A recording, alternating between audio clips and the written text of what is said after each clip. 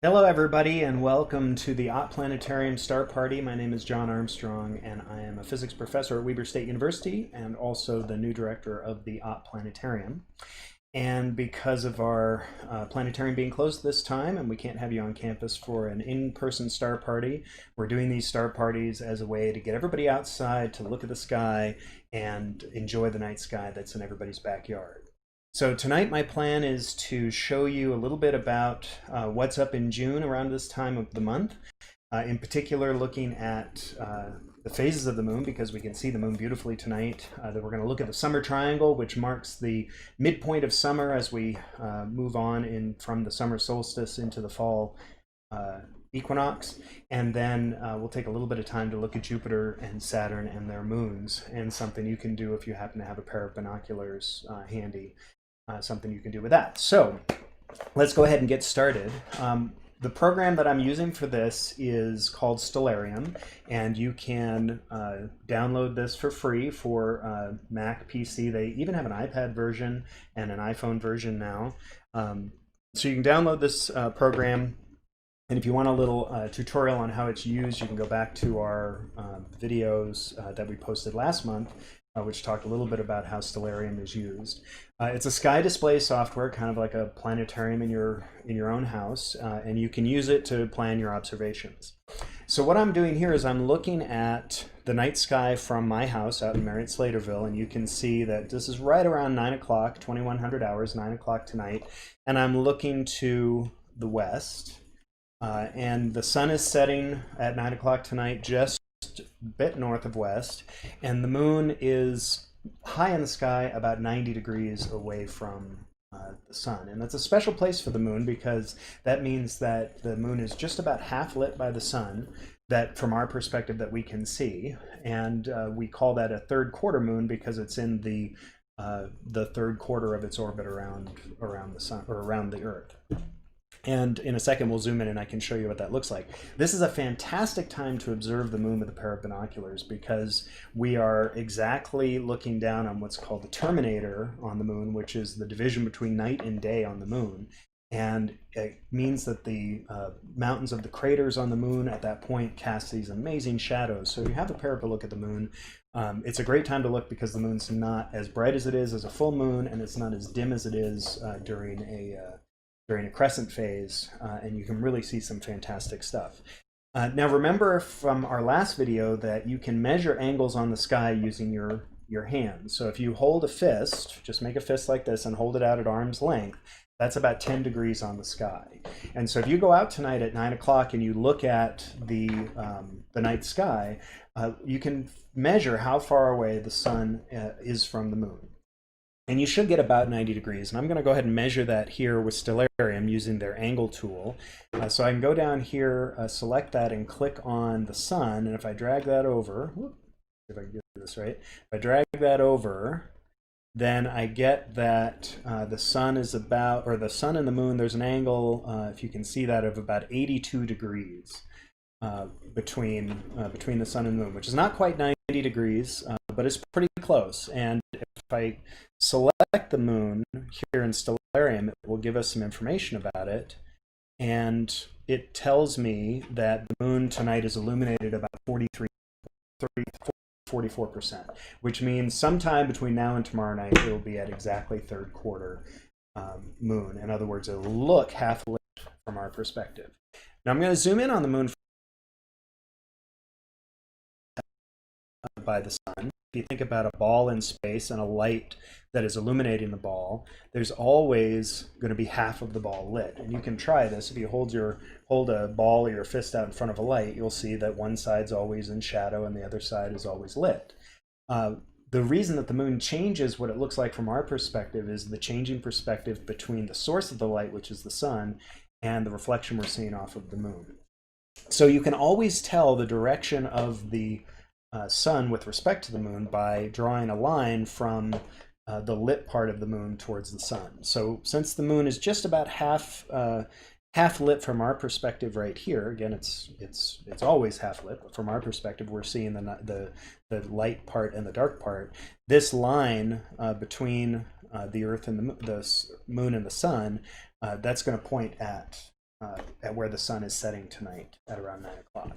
And that's pretty handy because it always lets you it lets you do a couple of things. One, you can always tell where the sun is located, even if you happen to not have the sun up in the sky. And you can also use the moon as a clock. For example, the full moon is going to be at its highest point in the sky at sunset when it's in third quarter. And that's something that every time you see a third quarter moon, you can say, boy, it's sunset. Now, I understand that when you have the sun setting, it's pretty easy to tell what time sunset is, but you can do it from the moon as well. And I'm going to show you a couple of other phases where that happens. So this is what the moon is looking like tonight, again in our third quarter phase of the moon. And I just want to point out that when you look at the moon, I'm going to zoom in a little bit more here. When you look at the moon, you always see the same face of the moon facing you. And that's become very, if you look at the moon a lot like I do, you start to recognize the face of the moon that we see every single night. And in fact, oftentimes you'll hear people talk about the man on the moon or the face in the moon. I see an Energizer bunny, which now that I've told you that, you'll probably see it and you'll never be able to not see it.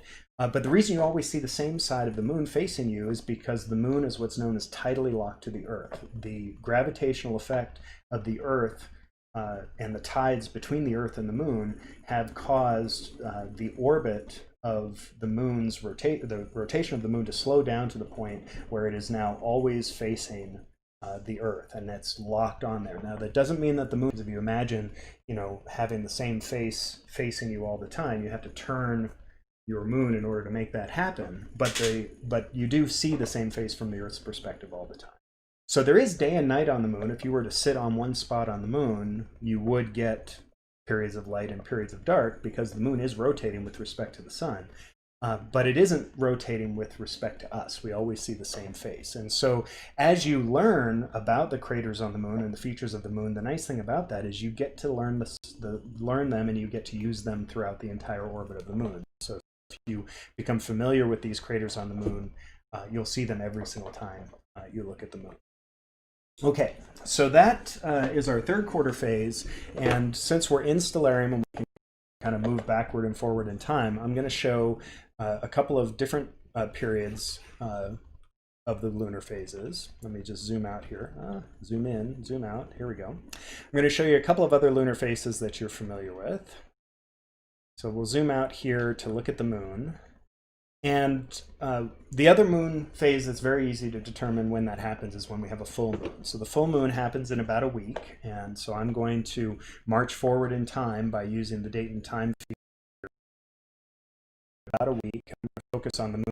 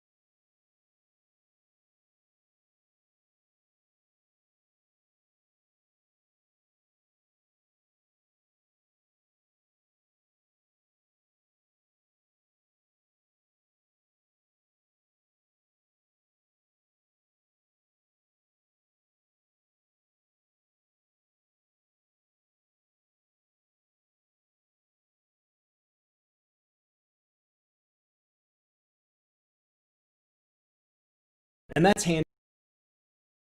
You know, my dogs wake me up at some horrible time in the morning, and I go outside to see if I should go back to bed or not. And if it's close to 4 o'clock in the morning, I know I'm not going to get back to bed. And you can tell when it's 4 o'clock in the morning because you can watch the moon get closer and closer to the horizon. And I know if I go outside and see the moon off in the western sky, maybe a fist's away from setting, that is that's going to be the full moon.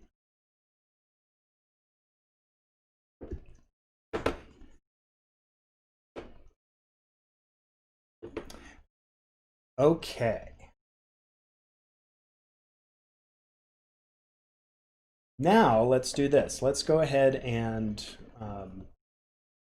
look at another phase of the moon, which is the new moon. So let's go ahead and we're going to come back a couple of days here. Whoops. Yeah. Let's set us back to 9 o'clock here. So we're back at sunset. Here's 9 o'clock. And this is again right around the full moon. So let's go find our moon over here. And if I go forward in time a little bit more, we're going to lose the moon. It's not going to be up yet. And that's because at nighttime, it's going to be on the other side of the Earth with respect to us. And so we're going to have to wait 2 weeks for it to come back around. So let's go forward 2 weeks. So 2 weeks would be the 9th, and then 2 more weeks would be the 16th. That. And if I come back around here, where the sun is, still don't see the moon. But that's not because it's not there, it's because it's in the direction of the sun and I can't see the lit part of the moon. So let me find it here. Since I can't see it, I'm going to just search for it. I'm going to load up my search feature and just type moon. And there's the moon right there. I guess we're not quite to new phase yet. So let's go a couple more days. There's the moon. Okay. So here's our new moon, which we can see is, we're seeing the part that's not illuminated. We're seeing the part of the dark part of the moon. It's the same face of the moon that we would always see, but it's not lit by the sun. And you can see that here's the sun here, and they're both in the same direction. Now, if they were exactly covering each other, we would call that a solar eclipse. And that doesn't happen all the time because the tilt of the Earth's orbit, or tilt of the moon's orbit around the Earth, is not exactly in line with the Earth-Sun plane. And so we don't always get it lining up so that the moon covers the sun precisely.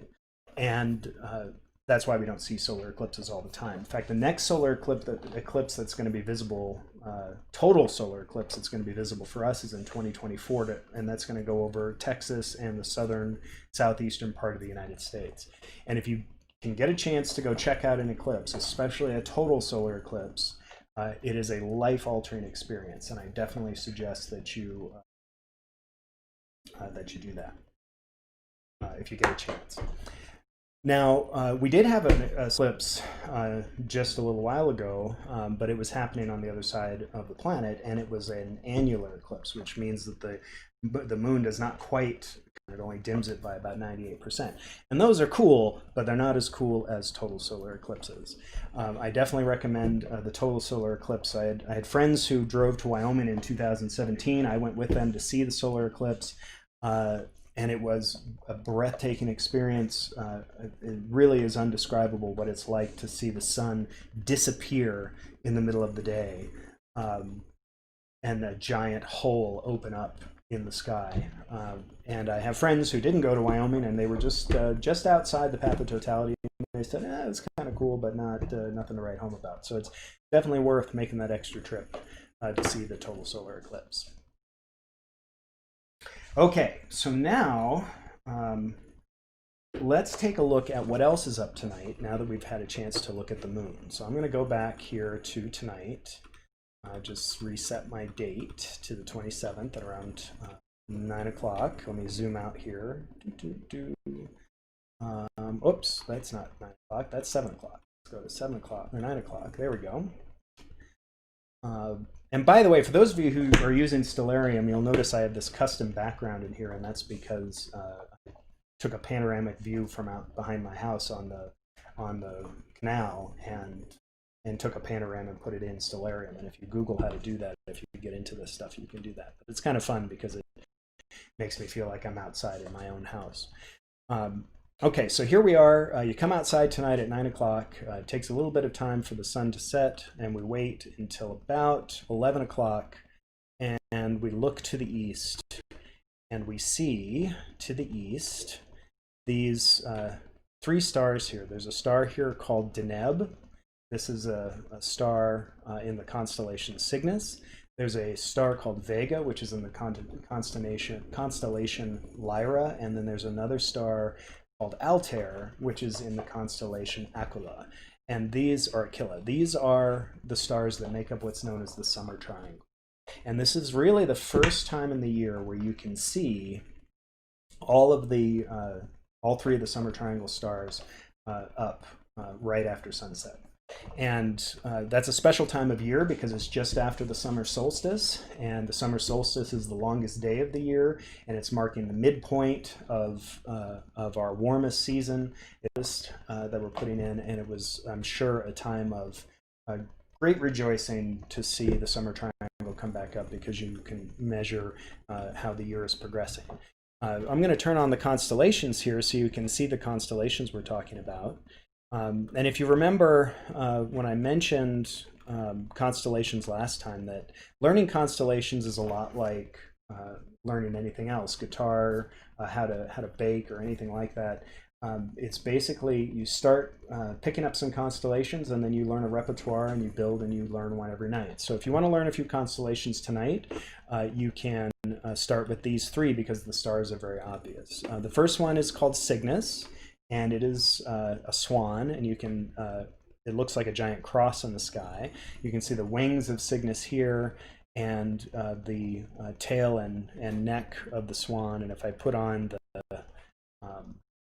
the pictures here of what we imagine that might look like, Deneb is in the feet or tail of the swan. And so when you go out and look at Cygnus, that's a constellation that you can identify pretty easily. It's a big cross, and it's part of this triple triangle. Vega is up here in the constellation Lyra, and Lyra is a harp. And without even putting on the images, you can see that that looks like a harp. You know, you imagine playing a harp here. And Vega is the point at the top of the harp here. So this is the harp called Lyra. Vega's at the top. You might know this, the star Vega if you were a fan of that movie Contact, because this was the star that they received the signal from in Contact. And that was surprising to the folks in Contact because it's a very blue star that doesn't last very long. It doesn't live very long. And so they were kind of shocked to see that civilizations would be transmitting from their cosmic waypoint in that movie. And then last of the Summer Triangle is Altair. And Altair is in the constellation Aquila, and it makes up the neck of the eagle here. And you can see that constellation right there. So if you go outside, and again, remember these constellations are merely descriptions from a culture to try and remember when things were going to happen in the sky. So you could tell stories at night about the constellations of the swan or the eagle or the harp, and you could tell those stories on the eve of the summer solstice, and you could start to get a pattern for what's happening throughout the year. But that's their main purpose, and really any story you want to tell works for the constellations as long as you tell it to people you know and they remember it so that they know what you're talking about. But it is fun to learn the names of these stars. And again, Deneb is going to be right here, Vega is going to be right here, and Altair right there makes up the Summer Triangle. So when you go outside at night, tonight, you should be able to see those. Now those are relatively easy to pick out because they're quite bright. If you were at our other star party last month, I'll put those in reference to a couple of other constellations we learned. Those constellations were Cassiopeia right here, the Big Dipper, which we're going to have to go a little bit later at night to get rid of that sun glow. Let's see here, where's our Big Dipper? There it is. So there's our Big Dipper to the north. So the way I find Cassiopeia is I start with the Big Dipper. I follow these two stars to the North Star, across to Cassiopeia. So there's the Big Dipper, the North Star, which is part of Ursa Minor, Cassiopeia, and now you have Cygnus the Swan, Aquila the Eagle, and Lyra the Harp. So you've already got a pretty good repertoire of constellations there. Now, it's midnight tonight, and the Summer Triangle just rising in the east to the south during the tonight are the planets Jupiter and Saturn. And remember, you can tell a planet because it doesn't twinkle like stars. So that's because it's close to us and we can't really see that it has a size, but it has a size that your eye can pick out. And because of that, it doesn't, the atmosphere doesn't disturb the light in the same way for every possible viewpoint from the light coming from the planet. So it's a much more steady stream of light, and you can see, compared to the stars, that it doesn't twinkle. So if you come out about midnight, 1 o'clock, you're going to see Jupiter and Saturn just to the southeast. And if you have a pair of binoculars, you can certainly see the moons of Jupiter.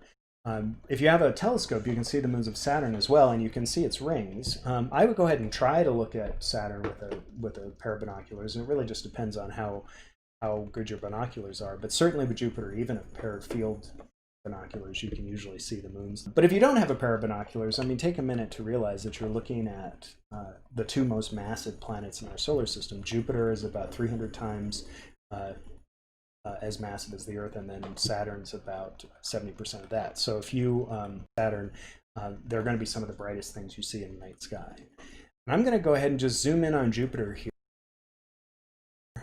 Let's go ahead and click on that, and we'll zoom in.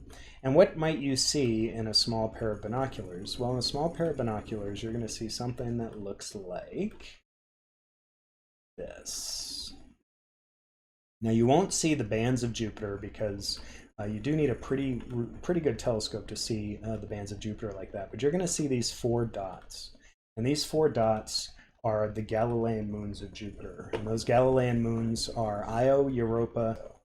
And if you go out tonight and you look through a pair of binoculars, you should see 2 on the left from your perspective and 2 on the right. And those are the moons that Galileo saw for the very first time when he trained a telescope to the sky. Or I should say, he was the first person to document doing this. It's hard for me to imagine that all those sailors out at sea with their telescopes weren't lying on the decks of their ships looking up at these incredibly bright objects that everybody knew about since antiquity, and were wondering about these bright dots that were on either side. But Galileo was really the first person to document what was going on. And what's interesting about that, it was also the first time we could apply the physics we were learning here on Earth to what was happening in space. Because one of the things that you can do on Earth is you can measure how much gravity the Earth has on things around us. So if I pick up an object and drop it, I can measure how fast that falls, and that tells me the mass of the entire Earth pulling down on it. And it lets me estimate the mass of our planet. Now, Jupiter, we could go stand on Jupiter and do the same experiment, drop a ball or drop a marble and be able to tell what that is, what the mass of Jupiter is, but we're not on Jupiter, so to figure out its mass, we need to have something drop around it, and that something is these moons. And I wanted to show you, because I can do this in Stellarium, that if we focus here on Jupiter, and I'm just going to march through the days here, and you'll see that as we go through the days, whoops, that should have focused there. Let's focus on this moon here. Okay, there we go. So if I march through the days, what you'll see is that the positions of the moons change. So what happened to my moon? There it is. Where'd it go? Lost it. It's supposed to follow it when I do that. But you'll notice that the positions of these moons are changing. And if I go one more day, you'll see the moons change. So this is now on July 1st, and you'll see that the positions of the moons are totally different. If you go outside every night and you make careful observations of the positions of those moons, you can reproduce the diagrams that Galileo made, and you can time how long it takes those moons to go around the planet. And when the moons go around the planet, they are measuring the speed at which they go around the planet. That's due to the mass of the planet. If the planet was more massive, they would orbit faster. If it's less massive, they would orbit slower. And so by measuring the speed, you can get an estimate of the mass of the planet. And it turns out if you do that estimate, that the moons only have orbits that are a couple days long. I think, if I remember correctly, Io is 2, Europa is 4, Ganymede is 8, right? And it goes out like that. And you can measure the mass of Jupiter by estimating those. You also find out something else interesting, which is that the orbit of these moons around Jupiter are an integer number of each other. So Io orbits in 2 days, Europa orbits in 4 days. And astronomers have a name for that. They're called resonances. And what that means is that those moons are coming around and pulling on each other at the same point in their orbit every single time. So if you imagine if you've got 2 moons going around Jupiter, if this one goes around once for every time this one goes around, if this one goes around twice, for every time this one goes around once, then they match up at the same point in the orbit every single time. And when they do that, they kind of tug on each other. And tugging on each other kind of changes their orbits, makes it so their orbits aren't quite circular. And now you've got a moon that has a non-circular orbit around Jupiter, and that causes a tidal flexing of the moon. And that tidal flexing generates energy. That energy goes into heating up the material that that moon is made out of. And since these moons are made mostly of ice, it winds up giving us a liquid water ocean under the surface of, in particular, Europa. So Europa has one of the largest liquid water oceans in the solar system underneath this icy cap, heated by the gravitational influence of Jupiter on its moon. And that wouldn't happen if it didn't have these other moons that are in these so-called resonances with each other. So it's cool that you can see that through a pair of binoculars and really get to appreciate what that looks like. And it's something that if you get a chance, you should definitely take a moment to do that. The other one I want to look at is Saturn. So let's take a minute here and check out Saturn. And I'm just going to zoom in on Saturn again. Now let's go back, actually, let's go back to our day today at 1 o'clock. Let's see here. There it is. So there's the southeast. And again, Saturn's going to be just to the south and east of Jupiter. And if we zoom in on Saturn, this is going to be a little bit harder to see unless you have a really nice pair of binoculars or a telescope. But if you do have that and zoom in on this, you're going to see the moons of Saturn and the rings of Saturn. Now this is obviously a better image than what you would see through a small telescope. But if you have a small telescope, you can see the rings of Saturn, which again Galileo saw as they looked like little ears sticking off of the pin. See the moons of Saturn as well. And if when we open back up at the university in our telescopes, we can see Saturn just beautifully. So I'm looking forward to having Saturn pop up. Okay, so there's Saturn and there's Jupiter. And I'm going to zoom back out here. Whoops. There's one other thing I like to do, especially in the summertime, because in the summertime we can see very well something known as the Milky Way galaxy. Now, if you can't see the galaxy from where you are because your skies are obscured by light pollution, it's right in the direction of Deneb. And in fact, you can, if you look at the summer triangle again, so here's our summer triangle, Vega, Deneb, and Altair. And again, at about 1 o'clock in the morning, that's going to be located just above the eastern horizon. You're going to be able to see the summer triangle, and the Milky Way is going to cut right through. If you can drive out to a dark site, what that's going to look like is this. I think you can see that I turned off the light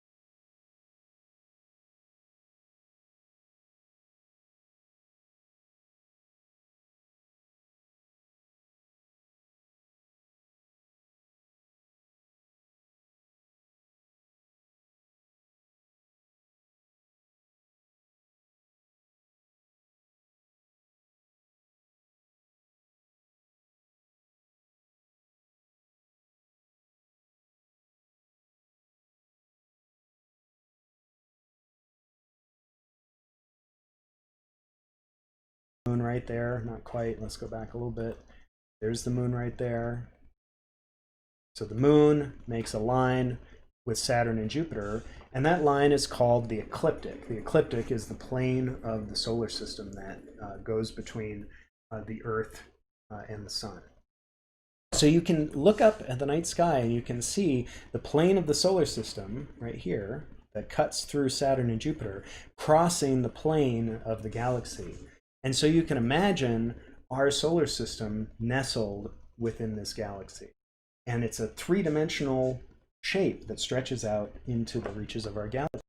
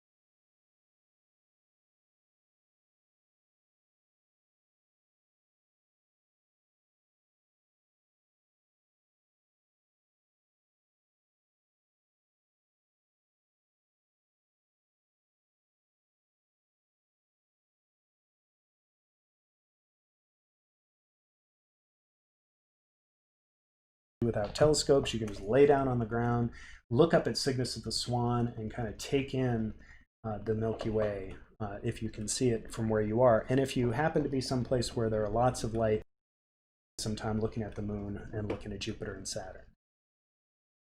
All right, so since I brought up a couple of more things here, I had mentioned the ecliptic, and I wanted to show what that looks like because I'm in a planetarium software that allows me to do that. I'm going to go ahead and paint that on the sky for us. So the ecliptic is the plane of our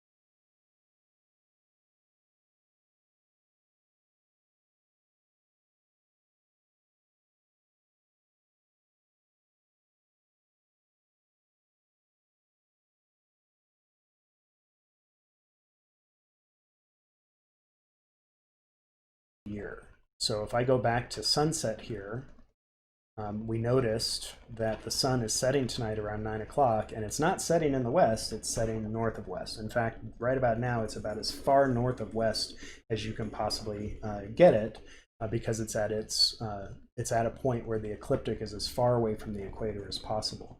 And that's the reason why we have these long days during the sun is rising north.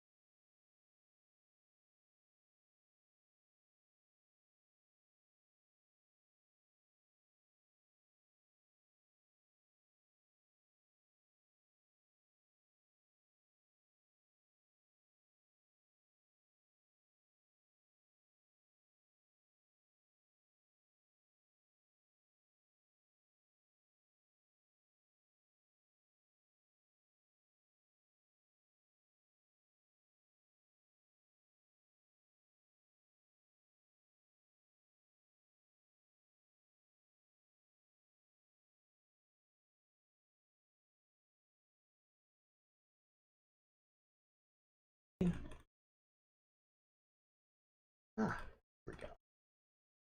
So let's go to 6/21. That's going to be the summer solstice, and we'll go back here to our nighttime.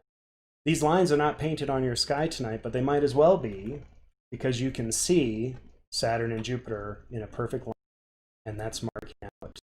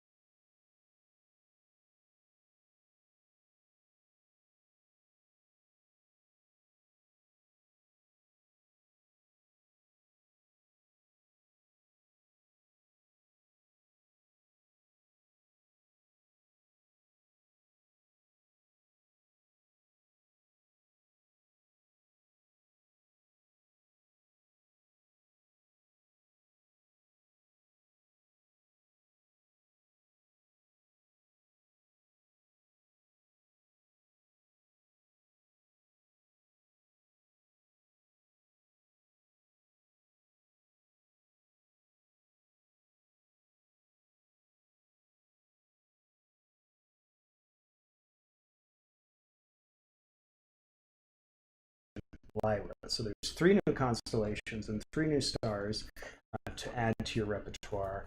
And then finally, just around mid, you have Jupiter and Saturn, which are some of the most amazing